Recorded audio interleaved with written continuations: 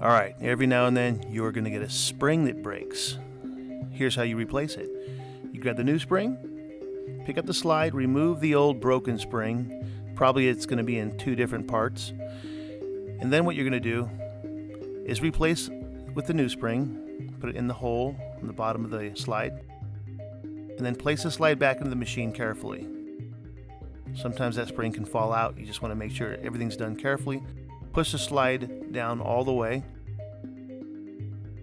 Then you grab your motor, put the motor back into the machine, align the Mohawk with the top of the machine, place the motor in slowly.